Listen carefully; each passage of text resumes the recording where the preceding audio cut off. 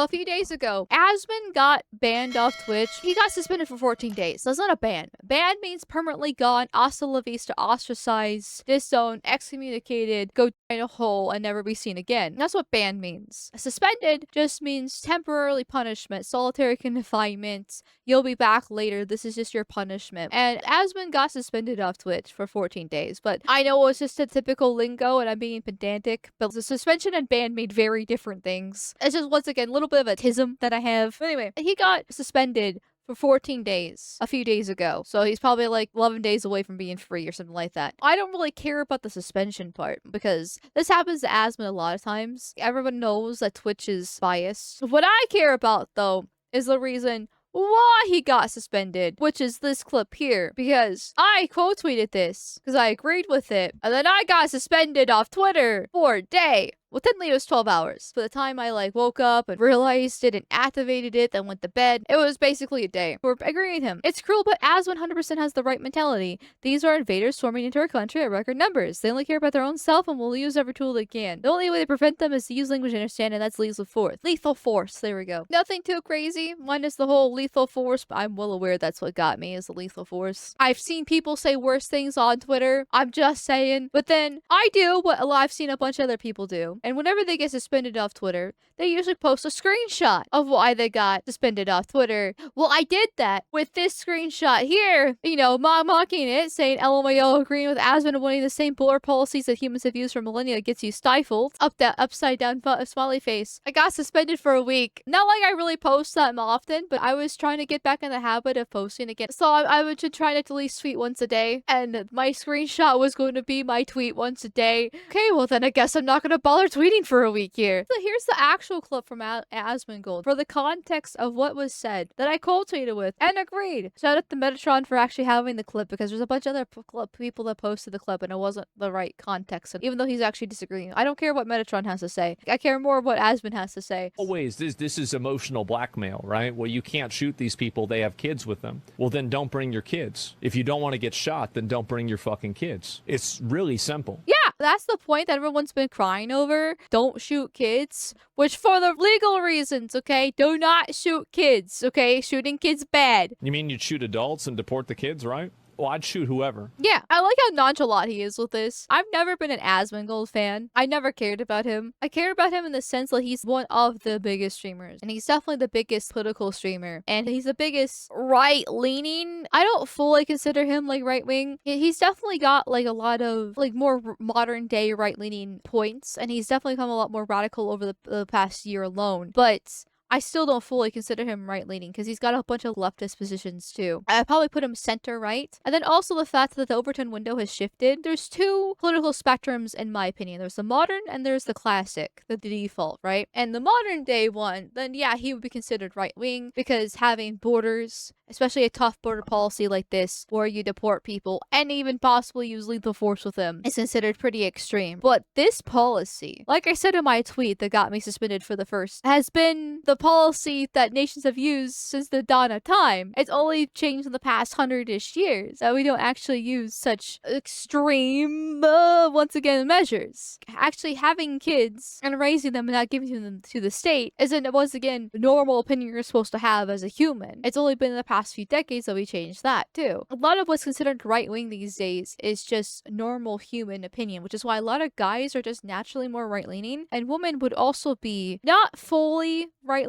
because they're emotional creatures, and so therefore they will always fall for emotional propaganda no matter what. But it's biological programming. You're meant to just have kids. And so then when the woman has those kids, she's supposed to use her emotions and her worries to try to actually protect the kid from anything happening to it. And that will always make women be a little bit more conservative to do so. But that's the natural default of how humans work, It's not exactly right-wing when that's the default programming. But when you have SSRIs and birth control fucking you up, and then plus the long-nosed propaganda, that's gonna fuck it up. People are crying over the killing children part, but it doesn't matter if they're children. Is it bad? Is it sad that children are dying in this hypothetical scenario? Yes. I don't think anybody actually really wants kids dying, but it doesn't change the fact, and as it says in the clip, that they're just using them as shield. They're still foreign invaders. It doesn't matter. They're still foreigners. They're still invading the country, and these people are using these children as shields and means of use to do so. At the end of the day, if you start making exceptions and start using emotional arguments, they're going to be using that against you. And you have to harden your heart, no matter how bad it actually is. Yeah, I'd shoot whoever. I mean, if it's kids, women, men, anybody, just shoot them. They're going to stop coming over.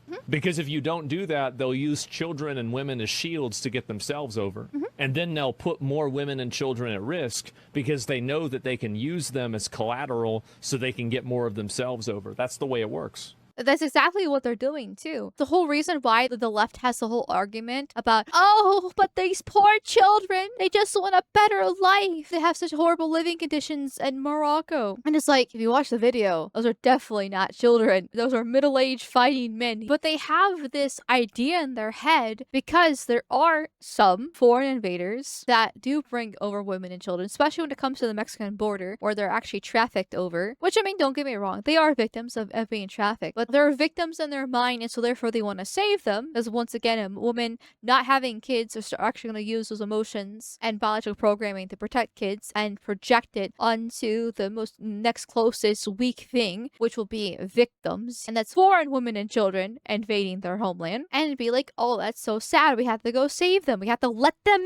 in. No. Does it suck? Yes. But when your enemy is using every tool at their disposal, you have to fight back against it no matter what. It's like the Muslims over in the Middle East often use women against the American troops and hide suicide bombs on them because the American troops had the moral and standing to not shoot the women as they see them as victims. And then next thing you know, they go boom, boom. You can't reason with these people. You can't have moral arguments when it's war. And being invaded is war. That's the way an animal thinks, and these people are animals. It's just the way it is. They're savages. Absolute fucking savages. Hamas tactics, yeah, terrorists. And once again, remember, the average IQ of 100 is only for European nations and their descendants. Only for the West. Even Mexico, with their mudbloods there, they are still lower IQ on average because of how much racial mixing that they've done. The blacks in America, right, only have an IQ of 85 on average because of the white mixture that they have within them. Go to Africa itself, you're getting to 70s and lower. Some of the lowest ones being around 48. It's not great whatsoever when it comes to long-term thinking, problem solving. They can only think of one thing, and that's sex and violence. They are parasites. And you have to use the language that they speak. And they do understand violence.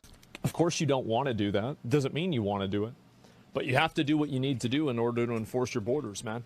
Like, that's the way it is. People are too emotional to see that. Yeah, I mean, like, again, like, it's, you can't make decisions that way. And I understand the way that I talk about this might be a little bit extreme. It might be a little bit, you know, unemotional. I wish we had more people like me. I do. I wish we had more, because we got too many pussies that are too worried about the optics of something rather than the reality of it. I have some problems with Asmongold. Like, I don't agree with him on all his stances, but that is something I do agree with him, is that I do wish optics didn't matter as much. Optics are important, and I have talked about multiple times the importance of optics, because you, unfortunately, when you live in a fucking shithole democracy like we do, you do have to make these emotional arguments. You do have to lie. You do have to basically persuade people to vote for you and do things, which is one of the problems with democracy in itself and why it doesn't actually work. And so you do have to care about the optics in this case. But optics shouldn't matter when it comes to reality. You have a foreign people from a foreign country with a foreign language and a foreign culture reaching your border, and they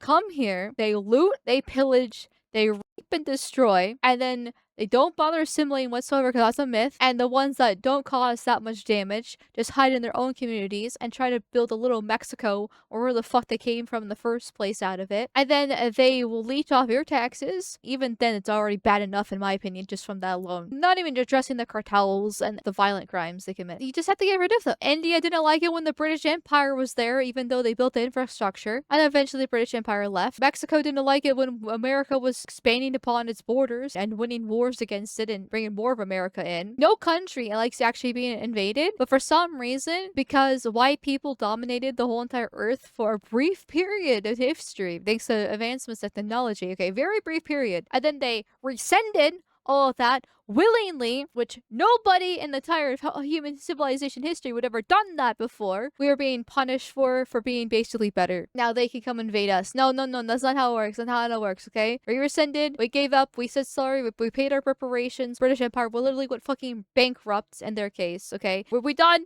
We wiped our hands clean. We said we're sorry. But you don't get to invade us out of fucking revenge. But that's exactly what it is. It's fucking revenge.